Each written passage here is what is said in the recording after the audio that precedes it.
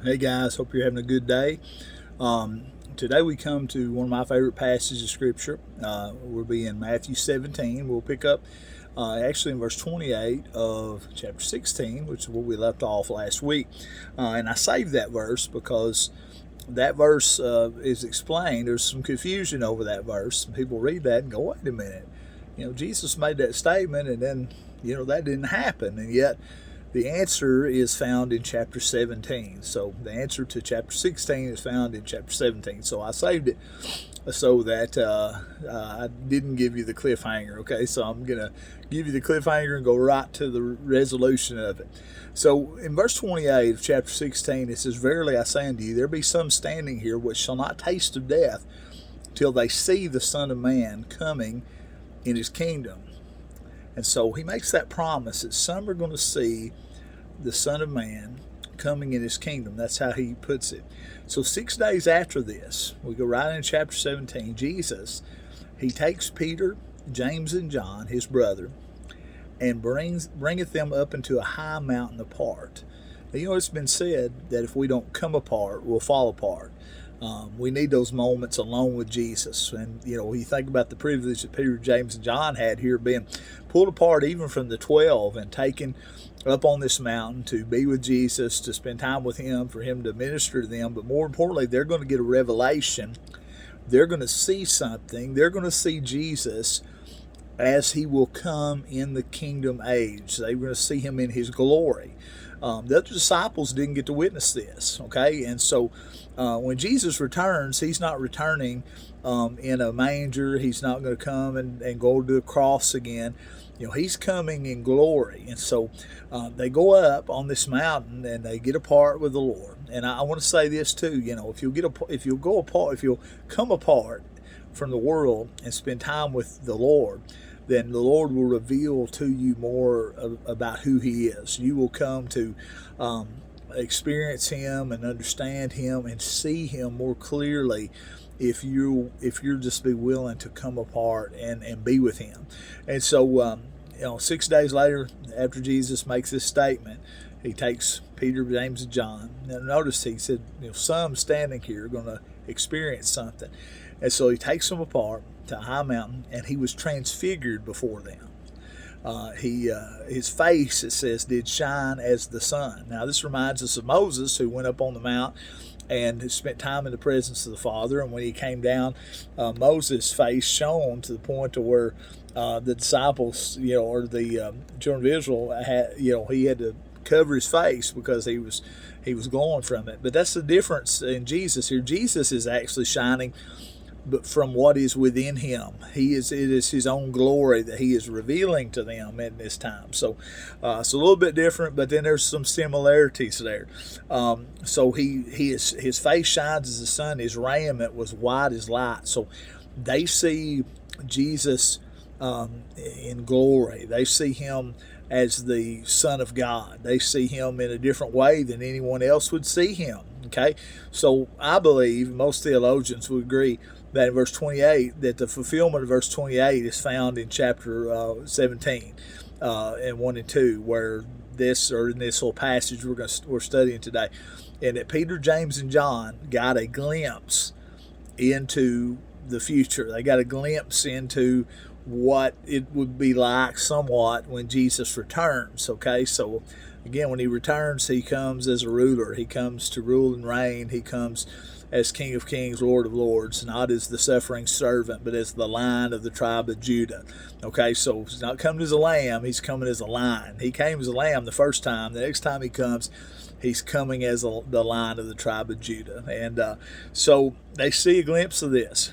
And behold, there appeared unto them Moses and Elijah talking with him. So Moses and Elijah, two of the most key figures in the Old Testament. These are heroes of the faith. These are the legends of Jewish teaching. I mean, any good Jew knows Moses and Elijah. I mean, these are the heroes. These are almost like mythical characters almost. They were real people, but I mean, to them, I mean, you think about this. Moses, who parted the Red Sea, who led the children of Israel, across the wilderness, and who did miracles. God did miracles through him, stood up against Pharaoh, wrote the first 5 books of the Bible. And now Peter, James, and John get to see Moses here standing before Jesus. Moses, who didn't get to enter into the promised land, and yet now he does. And one day Moses is going to return with Christ. He's going to be a part of that kingdom, that's coming. Okay, so we see Moses and Elijah. Elijah, again, the prophet who called fire down from heaven, the prophet who stood against Jezebel, and stood against the evils of the day, and who did miracles. God did miracles through Elijah. And so they get to see these 2 men, and standing there with Jesus, and I mean they're overwhelmed by it. And one of the things I want to say, a couple of things this kind of reveals to us is, one, there's no such thing as reincarnation. Because Moses and Elijah are not, they didn't come back as a tree. They didn't come back as some other person. When Moses and Elijah are seen, they're seen as Moses and Elijah. Okay, so they're not seen as some other person or some other being. Okay, and another thing is that the disciples here, they recognize them as Moses and Elijah, and we don't see any. There's no. Nothing here we see where Jesus made some kind of introduction to them. They just see them and know who they are. And you got to realize something. They didn't have Polaroids back then. They didn't have, digital pictures. So, there was no way for them to know, by, like we might see a movie star, and we've never met them, but we've seen, their videos, we've seen pictures of them, and we might see them out and say, oh, that's so-and-so. We never met them, but we recognize them. We know who they are. Well, they had none of this. And so this was a supernatural recognition that they had. So God revealed to Peter, James, and John that this was, Moses and Elijah, who represent the law and the prophets, and the law and the prophets all point toward the grace of God that comes through Jesus. Okay, so again, there's some more teaching in the law and the prophets, which is what they all turn to. But the law and prophets here, those that, Moses representing the law, Elijah representing the prophets, point to Jesus, who fulfills the law and the prophets, and who shows grace, the grace of God, because the law doesn't save. And so the law and the prophets point to Jesus. And again, we see this again through Moses and Elijah. And so just incredible stuff here. So there's the answers to a lot of questions here, that Moses and Elijah are still alive. They see them. They're not reincarnated, and the supernatural revelation of who they are. And so that, people will ask me from time to time, Brother Jason, how are we going to know, we get to heaven, are we going to know each other? We're going to know the people we knew before? And my answer to that is, you're going to know everybody. Everybody, you're going to know everybody. When you see Moses and Elijah, you're going to know them. When you see the Apostle Paul, you're going to know him. You see Billy Graham, you're going to know them. And they're going to know you. I mean, we're going to have advanced knowledge, advanced revelation when we get to heaven. And so Peter, James, and John get a little bit of that here of what's to come. Okay, so they're getting to experience for a few moments some of what's to come in the kingdom and in heaven and in the kingdom age that's to come. So they see all this, and I love what Peter says in verse 4. I just love it. He says, then answered, by the way, they're having conversations. Now imagine this. You're seeing Moses and Elijah talking to Jesus. But this next verse I love. Then answered Peter and said, Jesus, Lord, it is good for us to be here. Man, I love that. Anytime we're with Jesus, it's good for you to be there. But he's overwhelmed by this. He said, man, this is good stuff. This is awesome. Imagine what we're getting to see. It is good for us to be here. You can almost just hear the excitement bubbling over. Peter, who was kind of somebody who tended to speak just before he thought at times, kind of an emotional guy, act sometimes when he shouldn't have. But he says, Lord, it's good for us to be here. And then he says, then he sticks his foot in his mouth. If thou wilt, let us make 3 tabernacles, one for thee, and one for Moses, and one for Elias. I heard a preacher one time say, Yeah, it's just like a good Baptist. You see God do something, and you want to start a building program. You want to build something immediately. Not against building programs, but I remember hearing that and thought it was funny.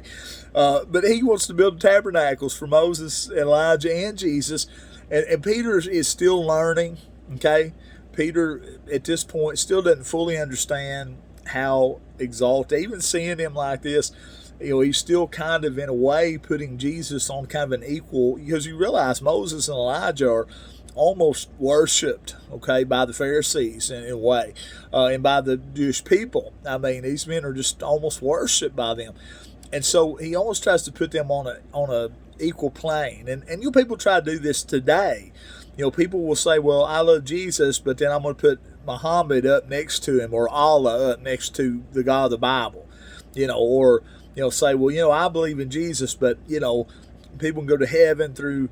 Through Buddhism or through Islam or whatever, and they'll try to take, men, whether it's Bible characters or other religious leaders, and put them on somehow kind of an equal plane, and try to lump Jesus in with all these other religious leaders. And the reality is, guys, Jesus is so far above all these. Now, God loved Moses and Elijah. He used them, but he's using them here not to gain any exaltation for themselves.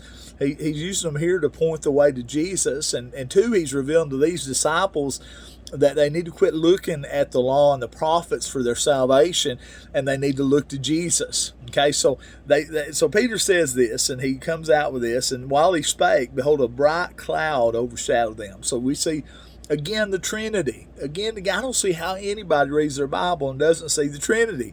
Because here again we see the Father show up, much like at the baptism, the baptism of Jesus. He overshadows them. Behold, a voice out of the cloud which said, "This is my beloved Son, in whom I am well pleased." He says, "Hear ye him." He said, "Listen, it's Moses and Elijah are good, but it's my Son that you need to listen to. It's my Son you need to look to. The focus of all things, you have my Son dwelling among you. You have my Son who is God manifest in the flesh, who is among you." And so you're seeing this experience, but what you're seeing is, Moses and Elijah are verifying that the answer is Jesus. Okay, so they're there to testify to Peter, James, and John, in a sense, as they talk to the Lord, as they see this, and the Father speaks this to them, that it all comes down to Jesus. Everything, the Old Testament, all the things that were written by Moses, all the things that Elijah did and the other prophets did, and all the teachings, and everything points to Jesus. It points to who he is, to what he's done. And so when they heard it, the disciples heard it, they fell on their face. They get down because they were afraid. I mean, they're like, "Oh, Peter, shut." I can kind of imagine James and John thinking, "Peter, shut up. What are you saying? You're getting us in trouble with the Lord here." And but look what Jesus does, and it shows us again the grace of God, and the fact that the Lord knew they were still in the learning process. They were still being sanctified, still being changed and set apart, and they're still in the learning process of who Jesus is, and so as they look, it says Jesus comes and he touches them, he gives them comfort and peace, and he says, "Don't be afraid, be not afraid," and so they're okay, and I imagine what a relief, had to come, because they had to cross their mind, "Oh my goodness, this voice has come, and is God going to strike us?" You think about the Old Testament, you think about how you couldn't approach God, until except for the priests, and then Jesus comes and he begins to open the doors of heaven up for us to be able to come and enter in and worship and spend time before the Lord. And so, but they're still in this Old Testament mindset in many ways. And so everything's being changed over, still in process at this point. And so, as they look at this, Jesus comforts them, and he says, "When they lifted up their eyes, they saw no man save Jesus only." And I love that. What a powerful passage. And you know, so oftentimes we looked at other men, we looked at people, you know, and you know, God can use people, and God can, you know, use other men to help us get closer to God. But you know what we need to get to is the point where we're not looking at other men. We're not looking to find hope in Moses or in Elijah or in Billy Graham or in myself as a pastor or in, you know, whoever our favorite preacher is or pastor is, but that we're looking to Jesus and we're looking to Him alone. And here's the thing: they get to the point here where they get a revelation of who this man is. I mean, they've been following Him, but now they get even a greater revelation of who He is. And think about how special this was that Jesus takes them apart. These men who would all face very difficult things. You know, I mean, these men, James would be literally sawn in half, lose his life.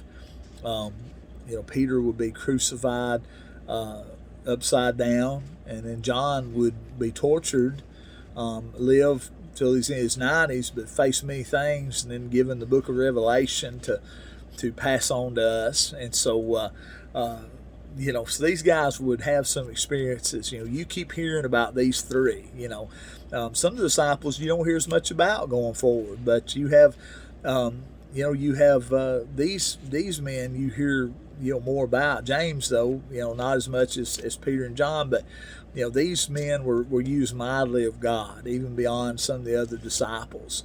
And so, you know, Peter, you know, so they're standing here and they see Jesus only. So Moses and Elijah fade out of their sight. Now their eyes are fixed on the Lord Jesus. It says, when He came down from the mountain, Jesus charged them, saying, tell the vision to no man until the Son of Man be risen again from the dead. Boy, you know, it was hard for them to hold this in. You know, they wanted to go tell, you know. I mean, it seems like in our day, you know, when God does something, everybody wants to immediately tell it, you know, but they were told not to. They were told to keep this, you know, don't share this, you know. And I believe there may be experiences God gives us with Him that He wants for us to keep to ourselves, at least for a time. And then, you know, maybe at some point down the road, He, you know, gives us the go ahead to share that under certain circumstances. And so, you know, the disciples, they look and it says they asked Him. He says, "Wait till I'm risen." And you can imagine once He's risen, you know. Surely they're telling, you know, this, and they're remembering, you know, Peter and John, you know, running to the tomb, and you know, when they're told He's not there. And so His disciples asked Him, saying, why then say the scribes that Elias must first come? So they're kind of confused now. They've seen Elijah, they've seen Moses, and so now they're thinking, well, why is this being said? And Jesus answered and said to them, Elias truly shall first come and restore all things. You know, that was one of the things that at the Passover, they leave a table, or they leave a chair open and a plate for Elijah to come. The Jews do this because they believe at some point, you know, that Elijah is returning, okay, and that He'll be with them. And so this promise. But then Jesus said, listen, Elijah did in a sense return. And here's what He says, by saying to you, Elias has come already, and they knew him not. Now, some believe Jesus was Elijah, but he was not. And they knew him not, but have done unto him whatsoever they listed. Likewise shall the Son of Man suffer of them. He said, listen, Elijah came.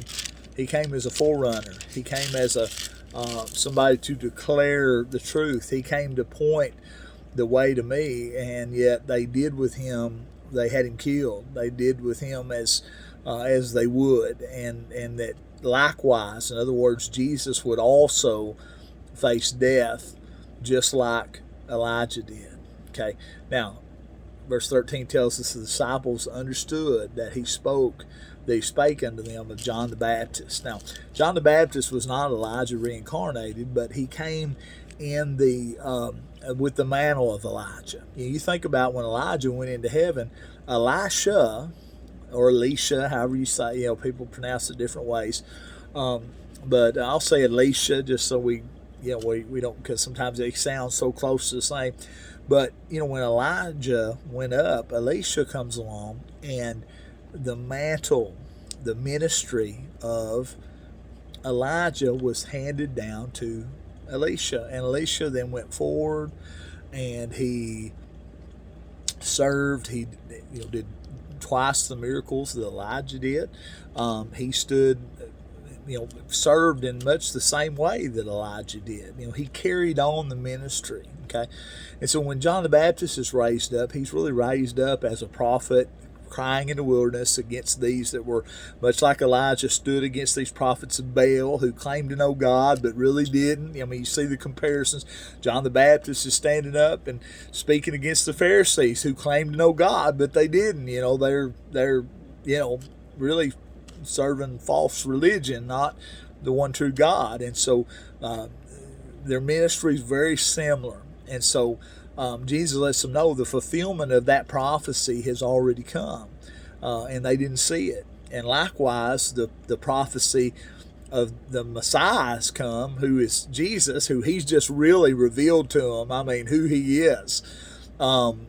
If they didn't already understand that, which they kind of did, but he really lets them know now. They see him in glory. They see him with a face shining. They see him, a little bit of the heavenly reality, the deity of Christ is revealed here. And they understood this, but they also understood that, Elijah had been rejected, and now Jesus, who John the Baptist, led the way for, opened the door for, and then baptized and really passed the ministry on to him. Now Jesus would suffer a similar fate. And they didn't want to hear that. Guys, we studied last week, Peter said, "Oh, no, you can't go to the cross." And, Jesus said, "Get behind me, Satan. I can't listen to this. I can't, I've got to do what the Lord has called me to do. I've got to do what my Father has sent me here to do." And so they understand this. They get greater understanding. And the realization is the more time you spend apart with Jesus, the more understanding you will get of his word, of truth. And so I encourage you to get apart with Jesus during these times. Take moments where you really get along with him. And you don't just study your Bible, but you pray and you spend time with him. You talk with him. You listen for him to lead you and guide you through his word. So guys, I'm going to stop right there. And I will finish the chapter up the rest of the way tomorrow. God bless you guys. Hope you have a great night. We'll see you tomorrow.